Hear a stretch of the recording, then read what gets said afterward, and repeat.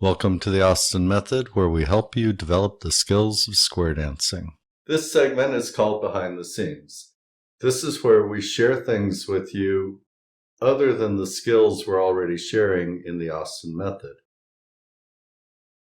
So here's the deal. Maybe you like to sing. Maybe you like to entertain. Maybe you just need to step up. Your club has lost its caller, or you want to put together a new club and you can't find a caller. You can become that caller. One of the lies, and I call it a lie, but it's not a lie. One of the things square dancers falsely believe is that square dancing is easy. Square dancing is not easy.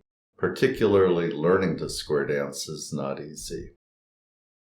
Conversely, or the opposite side of that coin, is that we spread the belief that learning to call is hard.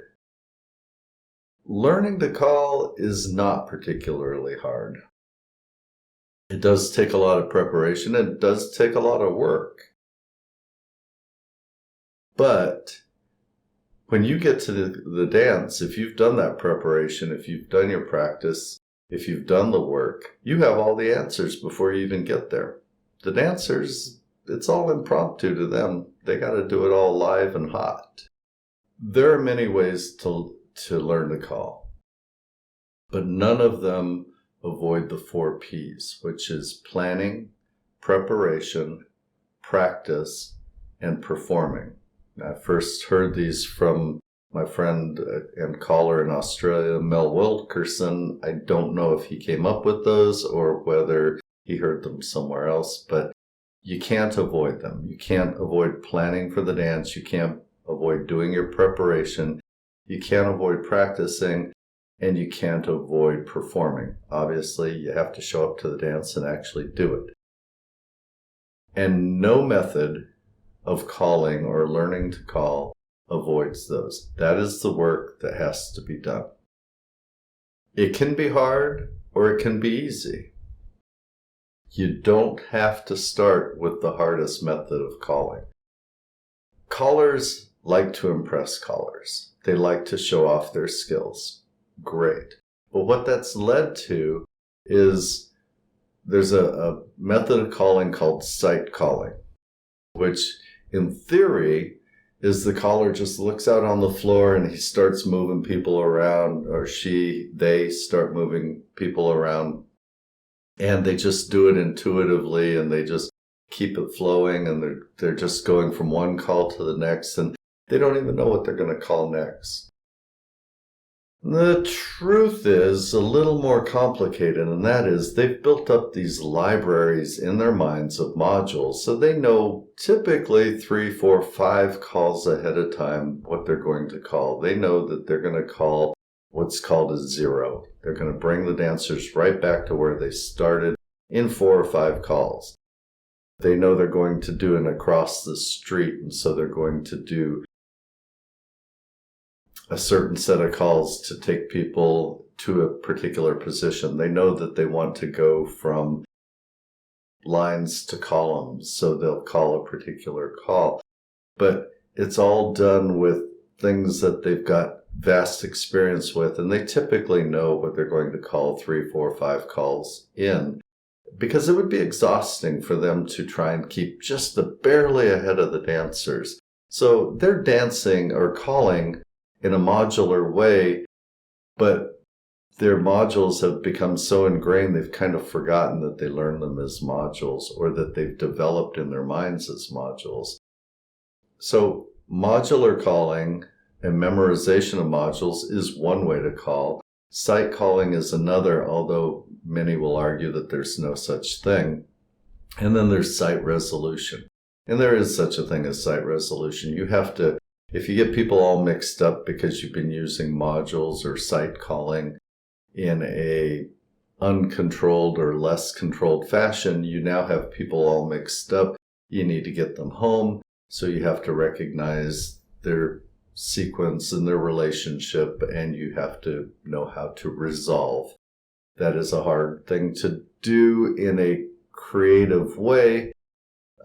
There are a few ways that are pretty straightforward, but if you always use those few ways that are pretty straightforward, you become a pretty predictable caller. And in fact, if you try and do sight calling without that big library in your head of modules, then you become very predictable because your brain goes to what it knows each time it gets a little stuck, and you become kind of predictable. So to avoid that and to make it easier to learn to call, you can go back to just plain memorization and or memorization with notes. Reading your actual material is actually very doable if you do the right preparation and you do your practice. Some people try to say, oh, well, I've written it out, therefore I don't need to practice, I'll just read it. You still have to do the practice. You still have to do the preparation. But it's not that hard. The modules exist. There are hundreds and hundreds and hundreds of modules available for you to use and borrow and put together for your choreography. If you write it out ahead of time, you practice it, you can do it from your monitor or from paper or from cards, whatever you want, but it's not impossible. In fact, I would rather dance to somebody that has prepared very well and is reading their choreography than dance to somebody that may be instinctively a better caller but hasn't done their preparation.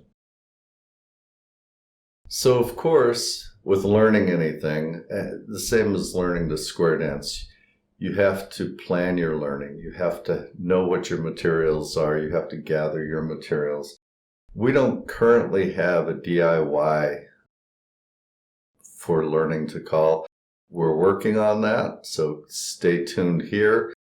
We're working on some materials to help you do that, but they aren't available yet.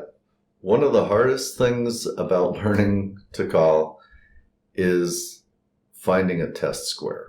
Finding some friends who are willing to let you try things out on them, willing to let you do a little practice on them. Now, you don't want to abuse them and try and use them for every practice you do. You should be able to practice without dancers, but having real dancers as a test square will greatly improve your progress because you can actually see what you're doing. You can see the flow. You can see how your choreography works. You can see whether you're drilling people into the ground. So if you're teaching a class, it's very tempting to use your class as your test square, to use your class to improve your calling skills. Don't do it. They're different audiences, they're for different purposes, and it won't serve anyone well. It's bad for you, the caller, it's bad for the dancers, and it's actually bad for square dancing. And I'll tell you why, real quick.